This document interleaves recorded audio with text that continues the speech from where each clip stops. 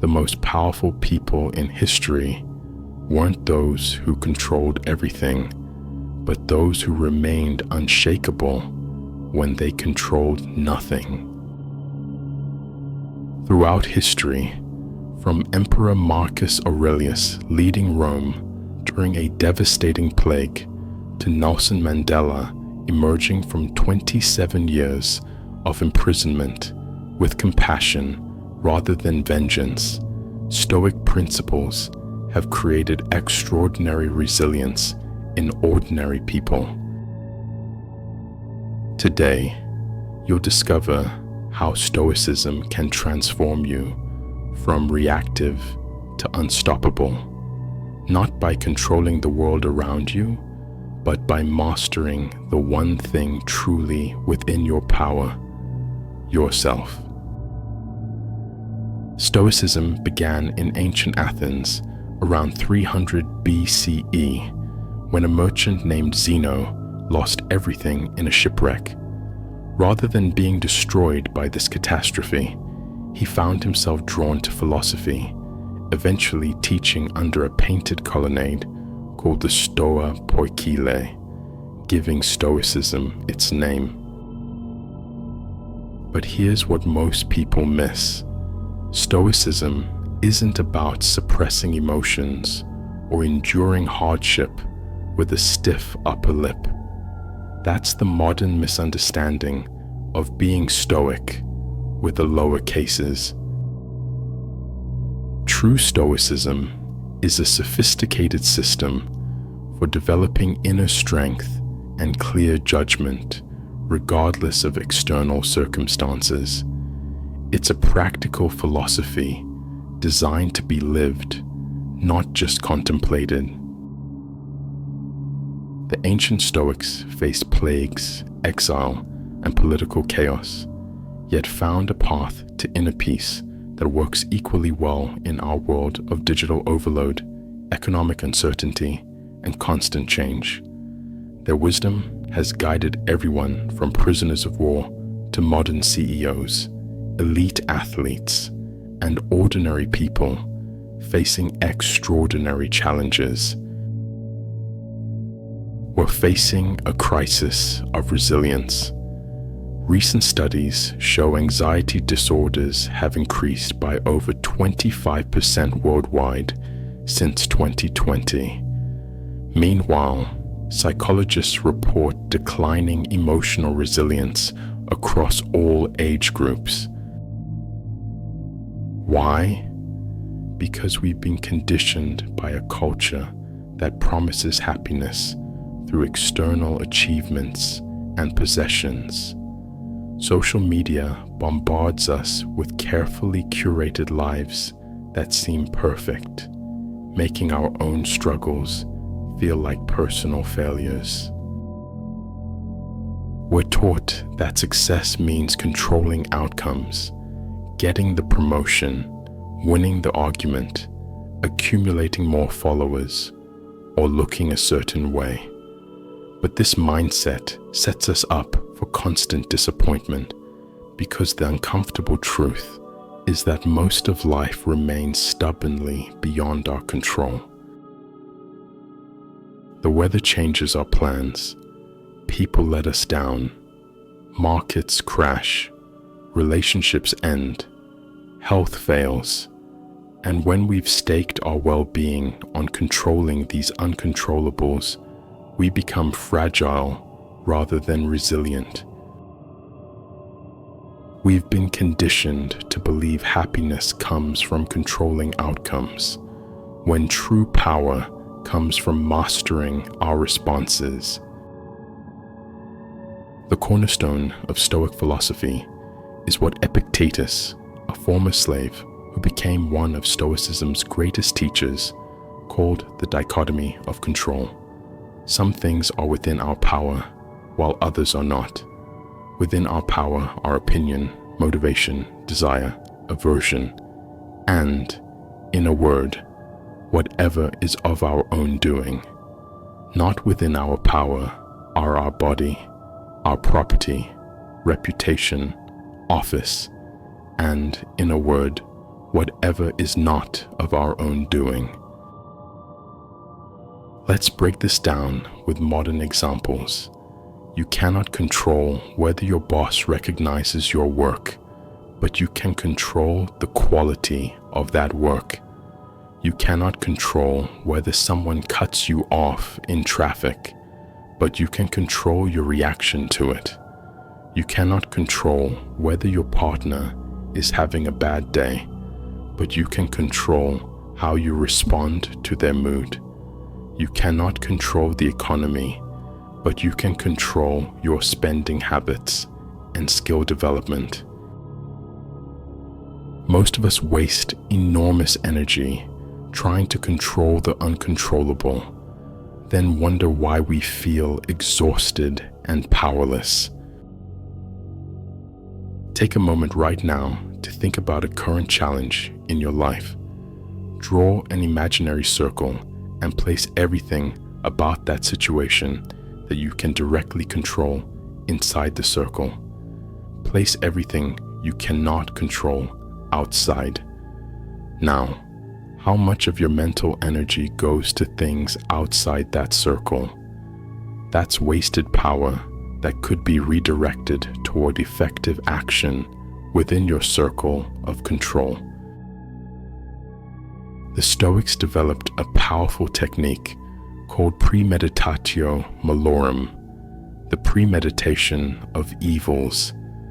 This isn't about pessimism or catastrophizing. It's strategic mental preparation. Seneca wrote, "He who has anticipated the coming of troubles takes away their power when they arrive." Think of it as mental vaccination.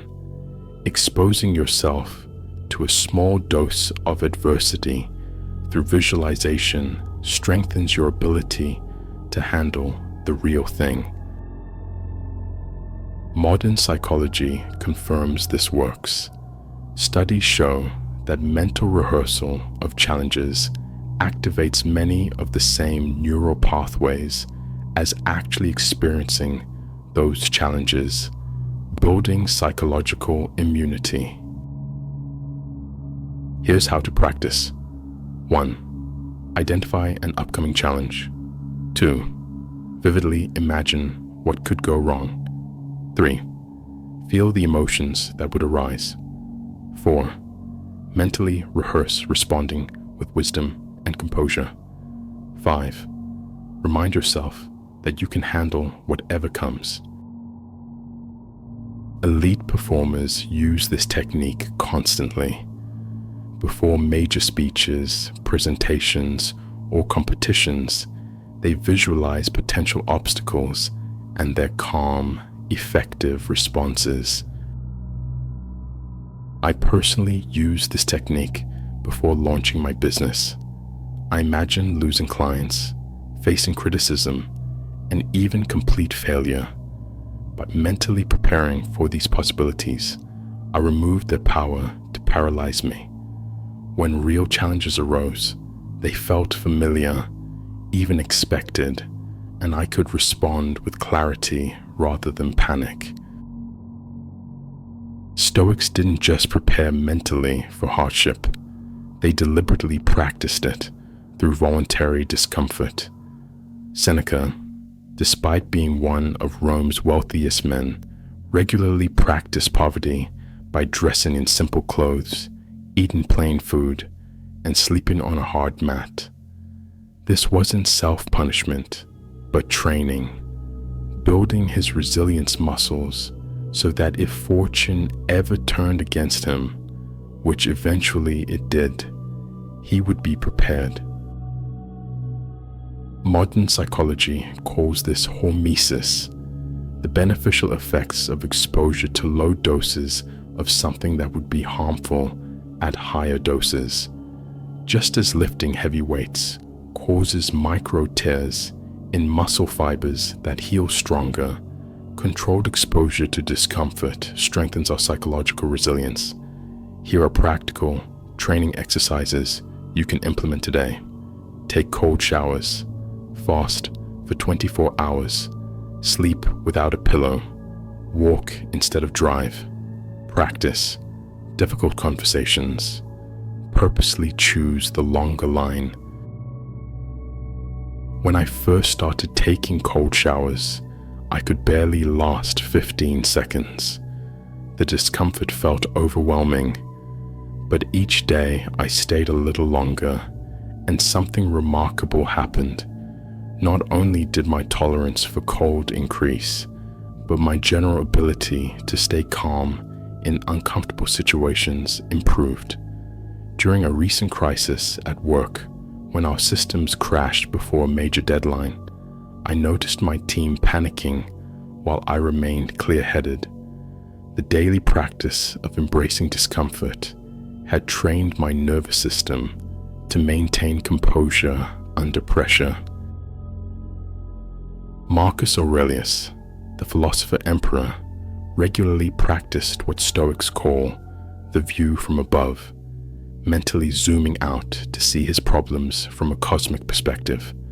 He wrote, "Think of the universal substance, of which you have a very small portion, and of universal time, of which a short and indivisible interval has been assigned to you, and of destiny, of which what portion is assigned to you."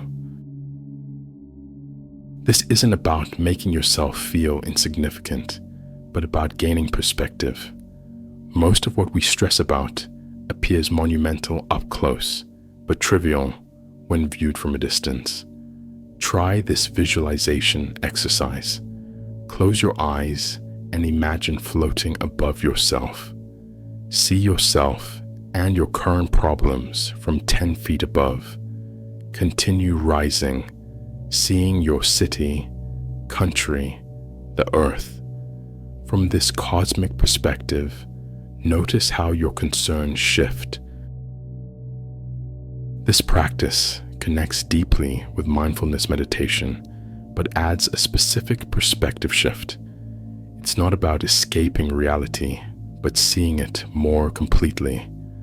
Recently, after receiving a harsh criticism of my work, I felt my emotions spiraling. Using the view from above, I imagined how this single comment would look in the context of my entire career, my life, and indeed, the vast span of human history. The sting didn't disappear, but it rightfully shrank to its true proportion. Perhaps the most powerful Stoic concept is Amor Fati, loving what happens, not just accepting reality, but embracing it as exactly what you need. Nietzsche, deeply influenced by Stoicism, wrote, "My formula for greatness in a human being is Amor Fati, that one wants nothing to be different, not forward, not backward, not in all eternity, not merely bear what is necessary, but love it." This isn't passive resignation, but a radical reframing that transforms obstacles into opportunities. Consider Ludwig van Beethoven, who began losing his hearing in his late 20s, a devastating blow for a composer. Yet rather than surrendering to despair, he created some of his most profound works, including the Ninth Symphony, while completely deaf. He didn't just accept his fate, he transformed it into transcendent art. Or take Steve Jobs, who called being fired from Apple the best thing that could have ever happened to me. During his wilderness years, he founded Pixar and developed the perspective that eventually revolutionized Apple upon his return. The unstoppable person doesn't just accept reality, they embrace it as exactly what they need to grow. Ask yourself, what if the challenge you're facing right now isn't happening to you, but for you? What strengths might it be developing? What insights might it reveal? What opportunities might it create that you can't yet see? Stoicism isn't just theory, it's practice. Here's a daily routine anyone can implement. Morning preparation, 5 to 10 minutes. Review potential challenges of the day ahead. Mentally rehearse responding with wisdom. Remind yourself what's within your control and what isn't. Set your intentions for the virtues you'll practice. Throughout the day, use triggers, phone notifications, doorways, water breaks as reminders to check in with yourself. Practice the pause, a brief moment between stimulus and response. Apply the dichotomy of control to each situation. Evening reflection, 5 to 10 minutes. What went well today? What virtues did I display? Where did I fall short? How can I improve tomorrow? What am I grateful for? To make this concrete, try these journaling prompts. What difficulties could I face today, and how will I respond? What is one thing concerning me that I cannot control? How am I wasting energy on it? What discomfort am I avoiding that I could practice embracing? For accountability, consider finding a Stoic buddy or joining an online community. Philosophy was never meant to be practiced in isolation. The original Stoics gathered daily to discuss their progress and challenges. Remember, you don't have to be perfect. Progress in Stoicism, like any practice, isn't linear. The goal isn't flawless execution, but continuous improvement. Before we continue, let's clear up some common misconceptions. Stoicism is not about suppressing emotions. The goal isn't to feel nothing, it's to feel appropriate emotions based on accurate judgments. Stoics fully experience joy, grief, and love. They simply don't let these emotions override their reason. Stoicism is not passive acceptance of injustice. The Stoics were remarkably active in politics and social reform. They taught that we have a duty to improve the world where possible, while maintaining equanimity about results. Stoicism is not just for difficult times. It enhances good times too, by helping us appreciate what we have rather than constantly craving more. Stoicism is not cold or unfeeling. Marcus Aurelius's private journals reveal a deeply compassionate man who constantly reminded himself to understand others' perspectives and treat them with kindness. The modern colloquial use of Stoic to mean unemotional or indifferent has unfortunately obscured the richness of this philosophy. True Stoicism is about living with clarity, purpose, and inner strength, not about building emotional walls.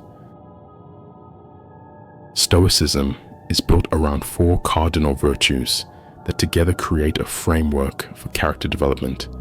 Wisdom, Sophia, the knowledge of what is good, bad, and neither. In modern terms, this is discernment, the ability to see situations clearly without distortion from biases or impulses. When a leader makes decisions based on principles rather than popularity, they're practicing wisdom.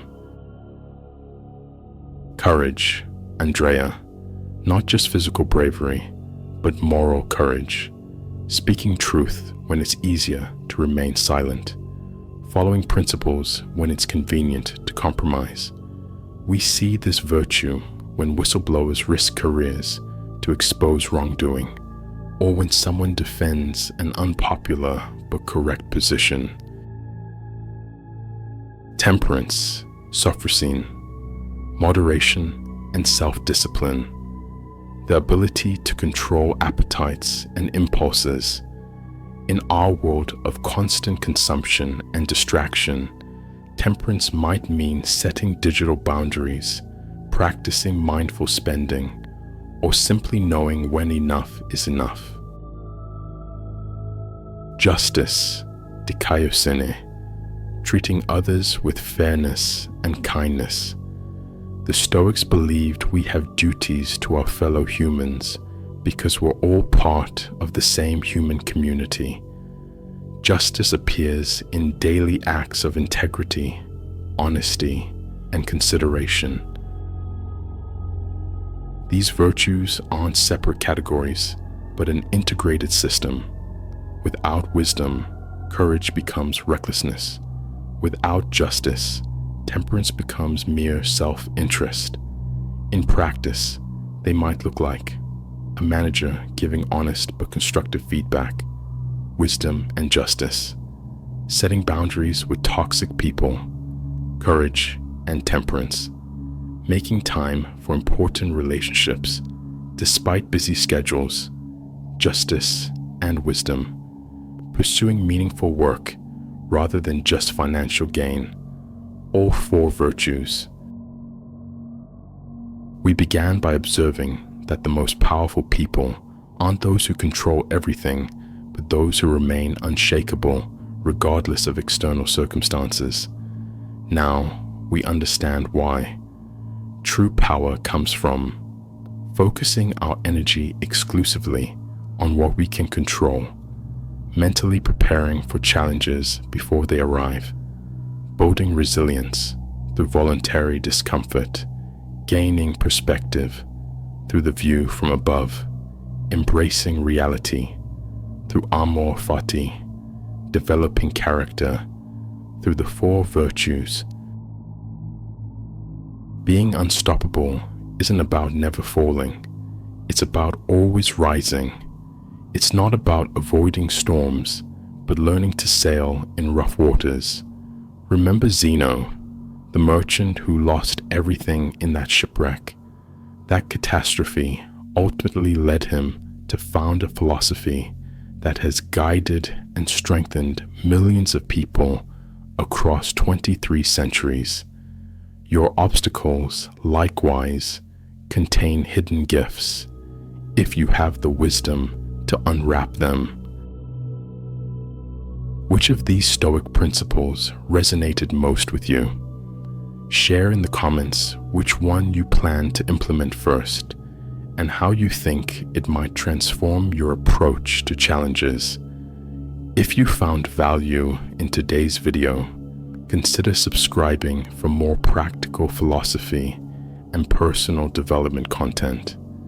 Next week, we'll explore how to apply Stoic principles specifically to professional challenges. Remember, philosophy isn't meant to be merely studied, but lived. Choose one small practice from today's video and start implementing it immediately. Small actions, consistently applied, create unstoppable momentum. Thank you for watching, and until next time, focus on what you can control.